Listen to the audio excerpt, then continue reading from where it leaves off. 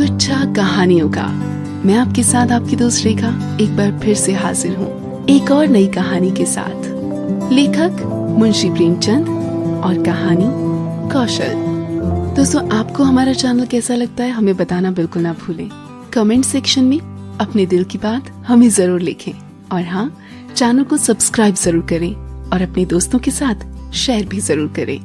तो चलिए सुनते हैं कहानी कौशल।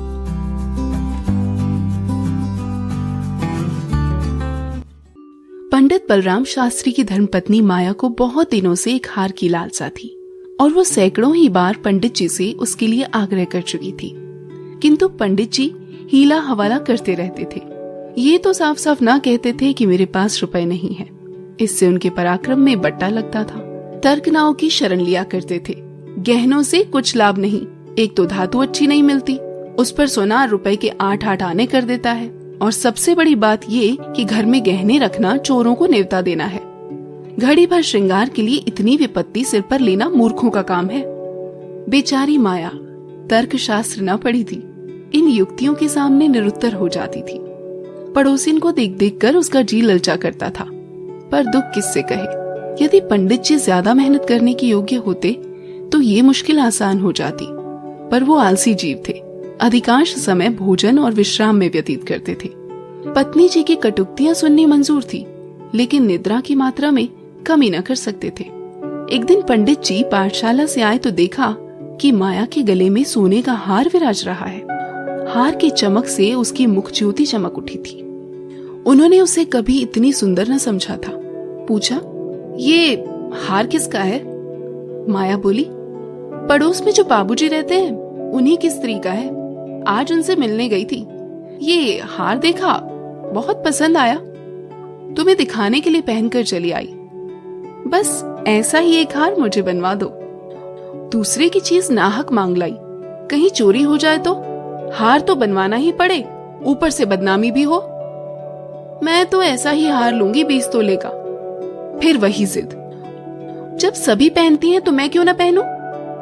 सब कुएं में गिर पड़े तो तुम भी कुएं में गिर पड़ोगी। सोचो तो, इस वक्त इस हार के बनवाने में 600 रुपए लगेंगे। अगर 1 रुपया प्रति सैकड़ा ब्याज रख लिया जाए तो 5 वर्ष में 600 रुपए के लगभग 1000 रुपए हो जाएंगे। लेकिन 5 वर्ष में तुम्हारा हार मुश्किल से 300 रुपए का रह जाएगा। इतना बड़ा नुकसान उठाकर हार पहनने से क्या सुख? ये हार वापस कर दो, भोजन करो और आराम से पड़ी रहो। ये कहते हुए पंडित जी बाहर चले गए। रात को एकाएक माया ने शोर मचाकर कहा, चोर चोर, हाय घर में चोर, मुझे घसीट लिए जाते हैं। पंडित जी हकबका कर उठे और बोले, कहाँ कहाँ? दौड़ो दौड़ो, मेरी कोठरी में गया है, मैंने उसकी परछाई देखी। लालटेन लाओ, जरा मेरी लकड़ी उठा लेना। मुझसे तुम्हारे डर के उठा नहीं जाता। कई आदमी बाहर से बोले, कहाँ है पंडित जी, कोई सेंध पड़ी है क्या? नहीं नहीं, खपरेल पर से उतरे हैं। मेरी नींद खुली तो कोई मेरे ऊपर झुका हुआ था। हाय राम, ये तो हार ही ले गया। पहने पहने सो गई थी, मुए ने गले से निकाल लिया। हाय भगवान। पंडित ने कहा, तुमने हार उतार क्यों ना दिया था? मैं क्या जानती थी कि आज ये मुसीबत सिर पड़ने वाली है। हाय भगवान। अब हाय हाय करने से क्या होगा, अपने कर्मों को रो। इसलिए कहा करता था कि सब घड़ी बराबर नहीं जाती, न जाने कब क्या हो जाए। अब आई समझ में मेरी बात। देखो, और कुछ तो नहीं ले गया? पड़ोसी लालटेन लिए आ पहुंचे।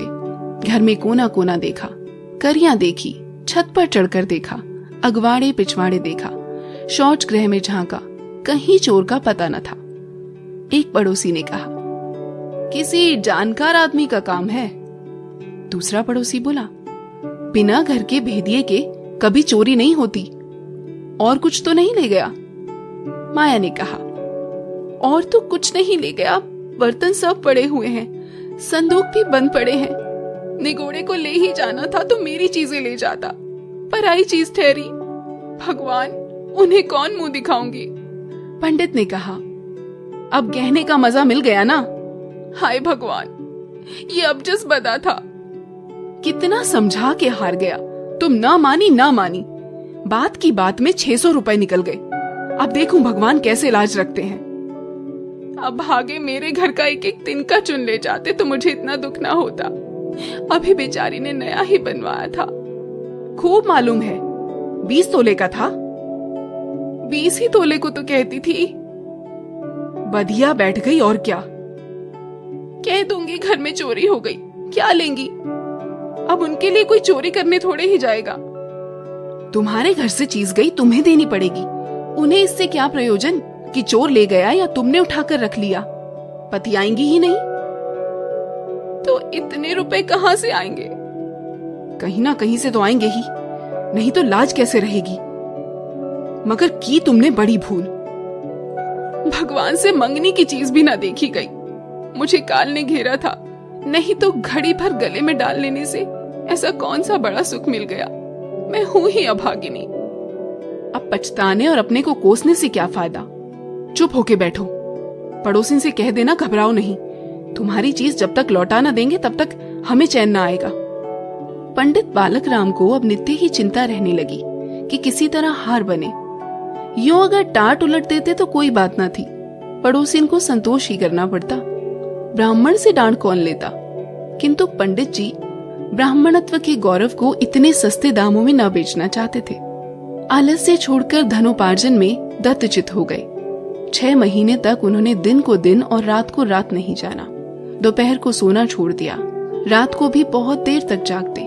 पहले केवल एक पाठशाला में पढ़ाया करते थे। इसके सिवा वो ब्राह्मण के लिए खुले हुए 100 व्यवसायों में सभी को निंदनीय समझते थे। अब पाठशाला से आकर संध्या एक जगह भागवत की कथा करने जाते। वहां से लौटकर 11 से 12 बजे रात तक जन्म कुंडलियां, वर्ष फल आदि बनाया करते। प्रातः काल मंदिर में दुर्गा जी का पाठ करते। माया पंडित जी का अध्य व्यवसाय देखकर कभी कभी पछताती कि कहां से मैंने ये विपत्ति सिर पर ली। कहीं बीमार पड़ जाएं तो लेने के देने पड़े। उनका शरीर क्षीण होते देखकर उसे अब ये चिंता व्यथित करने लगी। यहाँ तक कि 5 महीने गुजर गए। एक दिन संध्या समय वो दियाबाती करने जा रही थी कि पंडित जी आए। जेब से पुड़िया निकालकर उसके सामने फेंक दी और बोले, लो आज तुम्हारे ऋण से मुक्त हो गया। माया ने पुड़िया खोली तो उसमें सोने का हार था। उसकी चमक दमक, उसकी सुंदर बनावट देखकर उसके अंतःस्थल में गुदगुदी सी होने लगी। मुख पर आनंद की आभा दौड़ गई। उसने कातर नेत्रों से देखकर पूछा, खुश होकर दे रहे हो या नाराज होकर? पंडित जी ने कहा, इससे क्या मतलब, ऋण तो चुकाना ही पड़ेगा, चाहे खुशी हो या ना खुशी। माया ने कहा, ये ऋण नहीं है। पंडित जी बोले, और क्या है, बदला सही। माया ने कहा, बदला भी नहीं। फिर क्या है? तुम्हारी निशानी। तो क्या ऋण के लिए कोई दूसरा हार बनवाना पड़ेगा? नहीं नहीं, वो हार चोरी नहीं गया था, मैंने झूठ मूठ शोर मचाया था। सच? हाँ सच कहती हूँ, मेरी कसम, तुम्हारे चरण छूकर कहती हूँ। तो तुमने मुझसे कौशल किया था? हाँ। तुम्हें मालूम है तुम्हारे कौशल का मुझे क्या मूल्य देना पड़ा? क्या 600 रुपए से ऊपर? बहुत ऊपर। इसके लिए मुझे अपने आत्मस्वातंत्र्य को बलिदान करना पड़ा। दोस्तों, ये थी कहानी कौशल, जिसके लेखक हैं मुंशी प्रेमचंद। ऐसे ही जाने माने लेखकों की ढेर सारी कहानियां मैं आरजे रेखा लेकर आऊंगी आपके लिए। आपको हमारी कहानियां कैसी लगती हैं हमें जरूर बताएं। हमारे चैनल को सब्सक्राइब जरूर करें और अपने दोस्तों के साथ इन कहानियों को शेयर करना बिल्कुल ना भूलें। तो मिलते हैं फिर अगली बार एक और कहानी के साथ। तब तक के लिए खुश रहिए, अपना ख्याल रखिए। देखते रहिए हमारा YouTube चैनल गुच्छा कहानियों का विद आरजे रेखा।